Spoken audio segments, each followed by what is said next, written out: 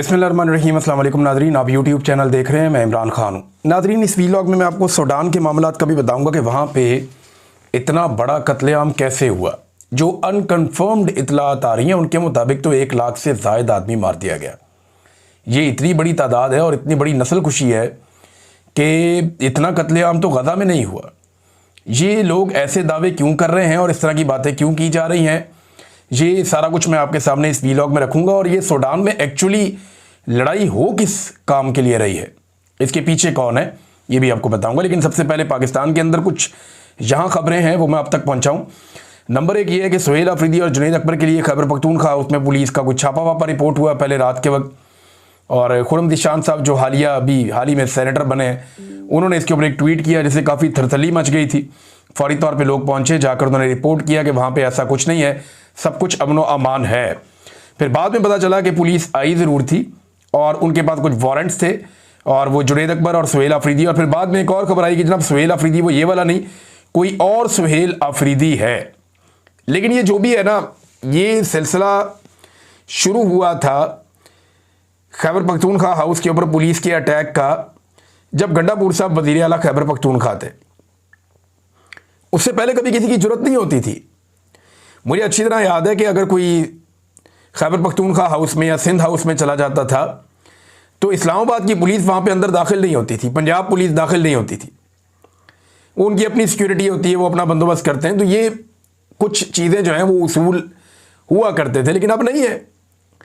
अगर गंडापुर साहब उस दिन बाहर निकलकर आईजी के सामने खड़े हो जाते और उसको दलेरी के साथ कहते कि आप पकड़ मुझे, तो शायद ये कभी सिलसिला शुरू ना होता। लेकिन जिस तरह वो छुपे रहे, उसके बाद वो पहाड़ क्रॉस करते रहे, उसके बाद ये वतीरा ही बन गया। मेरे ख्याल में सुहेल अफरीदी का तर्ज अमल डिफरेंट होगा। अगर वो कहीं खैबर पख्तूनख्वा हाउस में होता और वहाँ पे पुलिस उसके लिए जाती तो शायद उसका तर्ज अमल वो ना होता जो गंडापुर का था। लेकिन ये तो वक्त आने पे पता चलेगा। अभी फ़िलहाल ये खबर आई और उसके बाद काफ़ी बेचैनी पैदा हुई, लेकिन फिर सोशल मीडिया के ऊपर चीज़ें आने से पता चला कि नहीं, मामला ऐसे नहीं है। नाज़रीन, दूसरी इंपॉर्टेंट बात जो है वो 27वीं आईनी तरमीम ही है। देखें, 2 चीज़ें हैं। ये नवंबर का महीना, एक तो आर्मी चीफ की एक्सटेंशन होगी, और आर्मी चीफ की एक्सटेंशन 2 साल की होगी, 3 साल की होगी या 5 साल की होगी, इसके बारे में अभी तक कोई क्लैरिटी नहीं है। चीज़ों को लंबा किया जा रहा है और तमाम सिक्योरिटी फोर्सेस के हेड बनने की एक ख्वाहिश है आर्मी चीफ की, जिसके लिए उन्हें एक नया ओहदा CDS का दिया जाएगा। और पसे पर्दा क्या चल रहा है इस पर कोई बात नहीं करता, कोई इसके ऊपर खबर नहीं देता।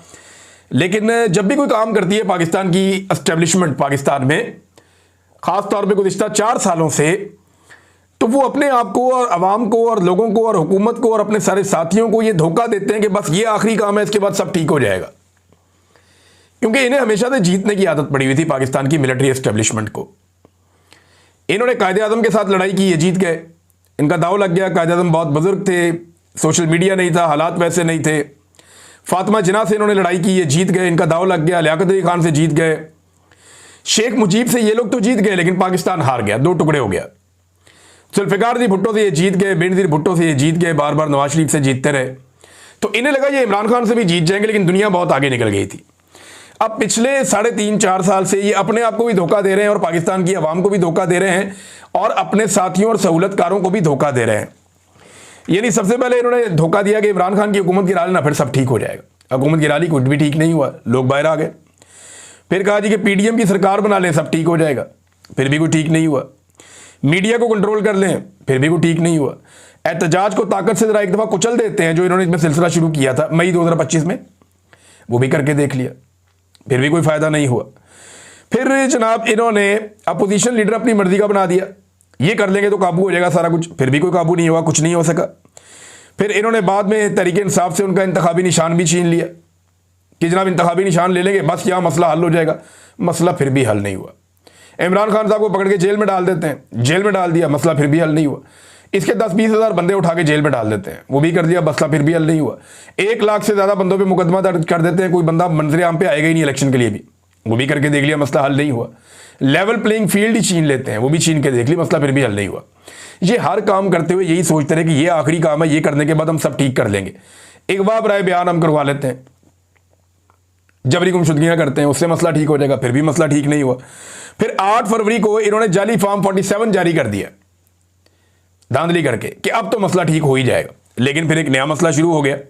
यानी हर वो चीज़ इन्होंने जो की, ज़बरदस्ती पार्टी छुड़ाई रहनुमाओं से, इमरान खान को अंदर डाल दिया, उसकी बीवी को अंदर डाल दिया, गिरफ्तार कर लिया, तो इन्हें लगा कि जनाब ये मसला अब हल हो जाएगा। मसला फिर भी हल नहीं हुआ। एक के बाद एक करके इन्होंने 300 मुकदमात इमरान खान के खिलाफ दर्ज किए और हर मुकदमे पे सोचते थे कि अब मसला हल हो जाएगा, लेकिन हुआ नहीं। मीडिया पे मुकम्मल तौर पे बंदी लगा दी गई, गोलियां चला दी, अवाम का कत्लेआम कर दिया, मसला फिर भी हल नहीं हुआ। 26वीं तरमीम इन्होंने कर ली, MPs MNAs को, उनके घर की खवातीन को अगवा कर लिया, बच्चों पे टॉर्चर किया, बेशुमार खवातीन को जेलों में डाल दिया, सड़कों पे घसीटा, फिर भी इनका मसला हल नहीं हुआ। फिर इन्होंने सोचा कि ट्रंप को मना लेते हैं, मसला हल हो जाएगा। जाके ट्रंप को मना लिया, इनका मसला फिर भी हल नहीं हुआ। फिर इन्होंने कहा कि इसराइल को भी राजी कर लेते हैं, वो भी करने की इन्होंने कोशिश की, मसला फिर भी हल नहीं हुआ। फिर इन्हें लगा कि अब इंडिया के अपने तैयारे गिरा लिए हैं तो अब हमारा मामला ठीक हो जाएगा, मसला हल हो जाएगा, लेकिन मसला फिर भी हल नहीं हुआ। अब 27वीं आईनी तरमीम ला रहे हैं और दावा यह है कि इसके बाद मसला हल हो जाएगा। आपका मसला कभी हल नहीं होगा, आप उल्टे लटक जाए, आपका मसला हल नहीं होगा। मसला आपका तभी हल होगा जब आप अवाम को उसका मैंडेट वापस कर देंगे, जब मिलिट्री एस्टेब्लिशमेंट मुदाखलत बंद कर देगी।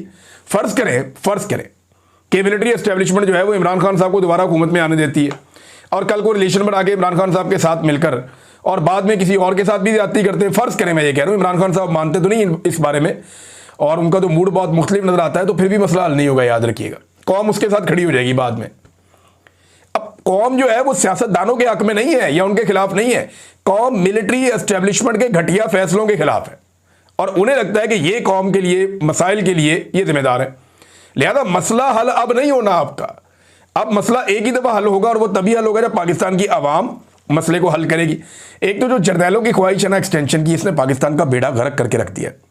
इनका कुर्सी छोड़ने को दिल ही नहीं करता, जो बैठ जाता है कुर्सी के साथ चिपक जाता है। 1 इंच जमीन इनमें से किसी ने फतह नहीं की है और एटम बम बनने के बाद कोई हमारी जमीन फतह करने तो आएगा नहीं, कोई पागल ही होगा जो आएगा पाकिस्तान में, जनाब फलाना इलाका मैंने फतह करना है, हमारे पास भी अब एटम बम है, ऐसा तो होगा नहीं। तो ये मेरे लिए बड़ी हैरत की बात है कि कोई फतूहात नहीं है, कश्मीर हमारा वैसे ही मकबूजा है, भारत ने हमारा पानी रोका हुआ है लगातार, इसके बावजूद कुर्सी से जो चिपक जाता है वो उतरता ही नहीं है। आप जितने जर्नैल देख लें, कोई एक मुझे आप बताएं जो आराम से छोड़कर गया हो। हर एक का दिल करता है, चाहे वो राहील शरीफ था, चाहे वो जनरल बाजवा था, चाहे अभी ये आर्मी चीफ हैं आसिम मुनीर साहब, ये भी नहीं जाना चाहते, इससे पहले भी कोई नहीं जाना चाहता था। ये आखिरी महीना, फेयरवेल का महीना है, कहीं जा ही नहीं रहे फील्ड मार्शल, उन्हें पता है उन्होंने यहाँ पे रहना है अभी और ये नौकरी उन्होंने लंबी करनी है, तो जनाब कोई भी छोड़ना नहीं चाहता होते को। अच्छा नाज़रीन, बिल्कुल एकदम शिफ्ट हो जाएगा, लेकिन मैं आपको लेकर जाना चाहता हूँ सूडान में, कि सूडान में एक्चुअली हो क्या रहा है। इसके लिए आप ना पहले सूडान का मैप देखें। ये रेड सी के एक तरफ सूडान है। अगर आप सूडान का मैप निकाल के देखें तो आपको ये पता चलेगा पहली चीज़ कि ये अफ्रीका में है। अच्छा, इससे ऊपर की जानिब अगर आप देखें तो वहाँ पे मिस्र है और अगर आप नीचे की तरफ आए तो सोमालिया है, दीगर बहुत सारे ममालिक हैं यहाँ पे, नाइजीरिया है, यहाँ पे साउथ सूडान है, युगांडा है, कीनिया है, तंजानिया है और लीबिया है ऊपर की तरफ, उसके भी कोई बॉर्डर लगता है सूडान के साथ। तो सूडान को रेड सी लगता है। अगर आप मदीना मुनव्वरा और मक्का मुकरमा से समंदर की तरफ जाएं, सऊदी अरब से मदीना मुनव्वरा से भी या मक्का मुकरमा से आप समंदर की जानिब जब ट्रैवल करते हैं तो सामने वाला एरिया जो है वो मिस्र का और सूडान का आता है। ये एरिया सामने है और यहाँ पे जो समंदर की पट्टी है वो बहुत बारीक हो जाती है। यानी यहाँ पे रवायती कश्तियों के ऊपर भी लोग एक दौर में बड़ी कश्तियों के ऊपर इसको समंदर को क्रॉस करते रहे हैं। तो ये कोई इतना लंबा चौड़ा नहीं है, यानी जितना ओमान से पाकिस्तान का फासला है सामने दिखाई भी देता है, ये उससे बहुत कम फासला है, उससे कई गुना कम फासला है। तो एक तो आपने इसकी लोकेशन देख ली कि ये अफ्रीकी मुल्क है और अरब ममालिक के बिल्कुल ये करीब है सूडान। अब सूडान के अंदर जो है ना कुछ खूबियां हैं जो उसको बहुत अहम बना देती है। नंबर 1, इसमें से दरियाए नील गुजरता है और नील के किनारों के ऊपर बेशुमार मादनियात के ज़खायर हैं। ये बात आप अपने जहन में पहले बिठा लें। और दूसरी बात यह है कि यहां पे रेगिस्तान भी है इस मुल्क में, यहां पे बहुत बड़ी और जबरदस्त सरसब्ज चरागाहें भी हैं और इसका मौसम भी अरब ममालिक से ज्यादा बेहतर है। यहां बहुत कीमती जानवर भी हैं, यानी यहां की गायें हैं वो जो आप देखते हैं कभी वीडियोस के अंदर के बहुत लंबे लंबे सींग ऐसे चांद की तरह बने होते हैं, बहुत बड़े सींग वाली जो गायें होती हैं सफ़ेद रंग की या दूसरे रंगों की, वो ये इस मुल्क की है। एक्चुअली वो यहाँ सूडान में पाई जाती हैं। यहाँ के अपने मवेशी, यहाँ के अपने जानवर, घोड़े, वो यहाँ के बड़े मकबूल हैं। तो यहाँ बहुत सारे लोग जो हैं वो जानवरों के ज़रिए से उनका माश है। लेकिन खेती बाड़ी बहुत बड़े पैमाने पे यहाँ पे होती है, बड़ी ज़रखेज़ ज़मीन है।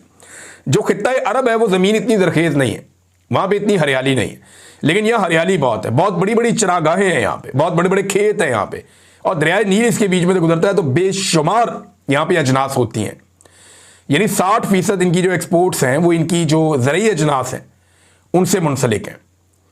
तो वसाइल इसके पास बहुत हैं। और ये पूरा जो अफ्रीका है, ये एक्चुअली तो सोने से लदा हुआ पूरा बरे आज़म है अफ्रीका। इसके अंदर जो सूडान है वो तीसरा बड़ा हब है सोने का। यहाँ इतना सोना है कि 2017 के एक साल में यहाँ से 107.3 टन से ज़्यादा सोना निकला था।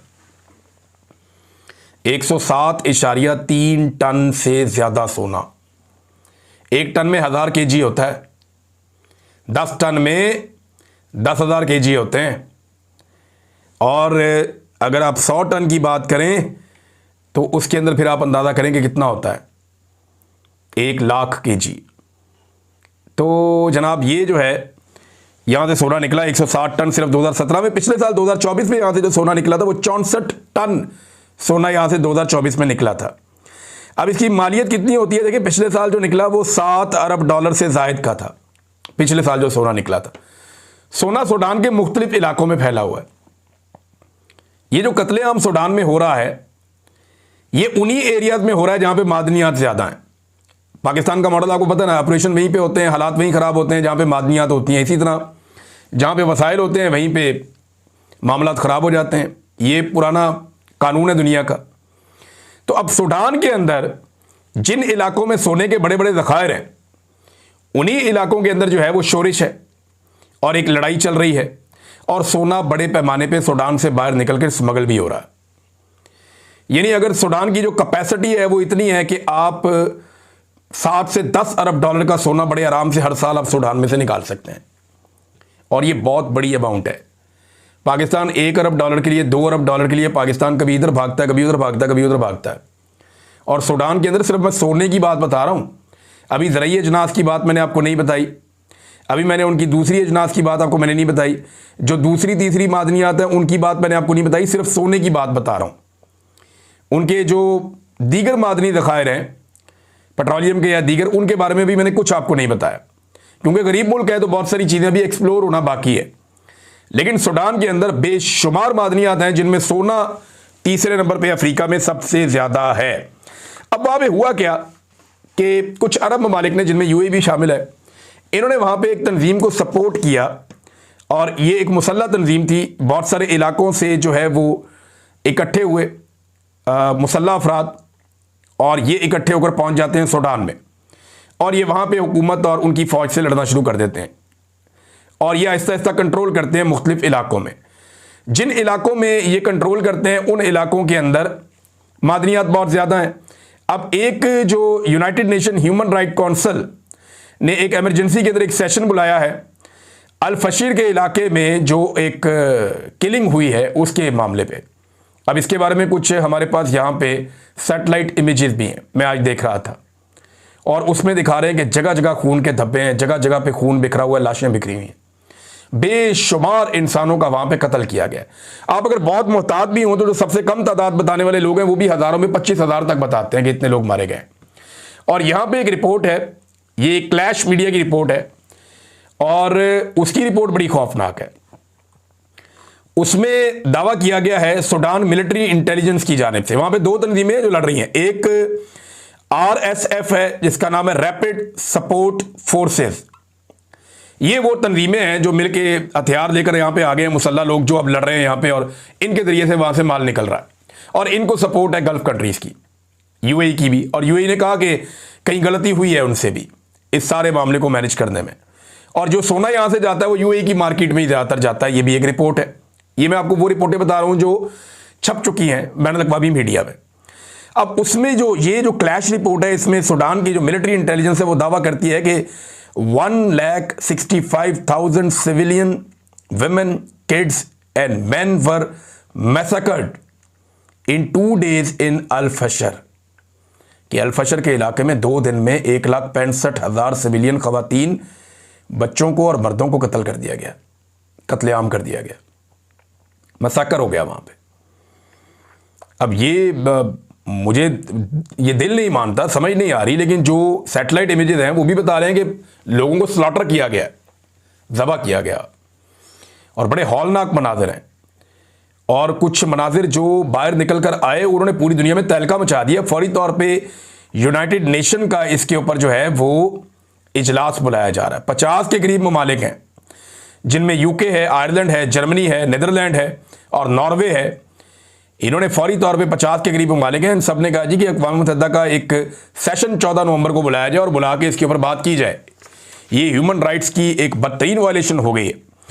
जो सूडान में दूसरी फोर्स है वो सूडान आर्म फोर्सेस हैं, यानी SAF, और जो उनके खिलाफ लड़ रही है फोर्स वो RSF। इनको हथियार जो है वो बाहर से मिल जाते हैं और इन लोगों ने आपस में लड़ लड़ के तबाही फेरी हुई है, जबकि अवाम का कत्लेआम बहुत बड़े पैमाने पर हुआ है और सोना उसकी एक बड़ी वजह अब तक की इतला के मुताबिक बताया जा रहा है।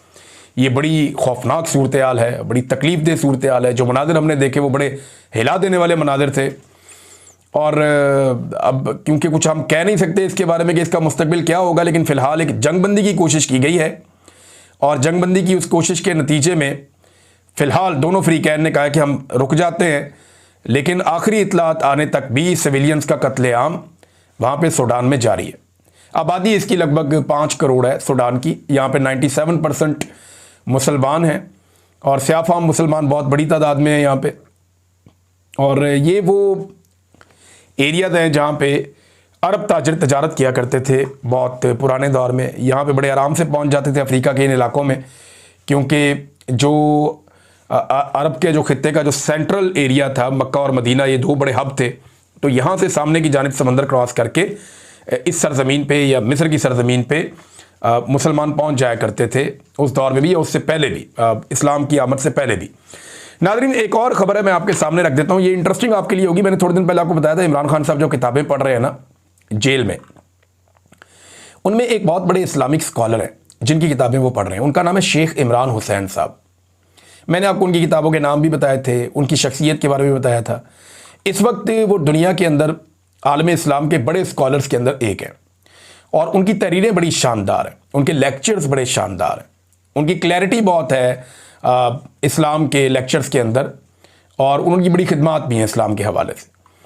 तो उन्होंने एक स्टेटमेंट जारी किया। उन्होंने कहा जी इमरान खान जेल में मेरी किताबें पढ़ रहे हैं, मैं एक और किताब लिखकर उनके नाम करूँगा। ये मैं किताब लिखूँगा इमरान खान के नाम उसको करूँगा किताब को कि मैं उनके लिए लिख रहा हूँ। अगर इमरान खान मुसलमानों के लिए आज़ादी की जंग लड़ते हुए जेल में शहीद हो गए तो मोहम्मद अली जिन्ना से जा मिलेंगे, और अगर रिहा हुए तो वज़ीर आज़म बनेंगे। इमरान खान को बताओ कि तुम अकेले नहीं हो, तुम्हारा ये कारवान जन्नत में जाएगा या इस दुनिया में कामयाब होगा। शेख इमरान हुसैन साहब का एक स्टेटमेंट, इसको उर्दू में ट्रांसलेट किया हमारे एस अहमद साहब ने, सोशल मीडिया एक्टिविस्ट हैं, उन्होंने इसको ट्रांसलेट किया था। मैंने वहीं से पढ़ के आपको सुना दिया। मैंने खुद ये मेहनत नहीं की, लेकिन मैंने उनका स्टेटमेंट सुना है, वो मिलती जुलती ऐसी ही बात है उन्होंने जो की है शेख इमरान हुसैन साहब ने। तो इमरान खान साहब के लिए अब शायद वो एक किताब और लिखें। अभी उनकी काफ़ी ज़्यादा एज है, बहुत ज़्यादा नॉलेज है उनके पास। पाकिस्तान के अंदर बड़े बड़े स्कॉलर्स उनको पढ़ते हैं, सुनते हैं, और मैंने पहली मरतबा मेरा जो तारुफ इनके साथ हुआ शेख इमरान हुसैन साहब के साथ, वो मुझे औरिया मकबूल जान साहब ने करवाया। उनके पास बहुत सारी किताबें थी, तो वहाँ से मुझे पहली मरतबा पता चला था। नाज़रीन, एक वो स्कॉलर हैं और एक पाकिस्तान के अंदर है मजहबी सियासी जमातें। अब सेनेटर मुश्ताक साहब ने तो पोल खोल के रख दिए हैं सारे के सारे जो जमात इस्लामी के। मैं हैरान हो रहा था उनका स्टेटमेंट सुन के, और मैं परेशान भी हो रहा था कि ये क्या चल रहा है पाकिस्तान में।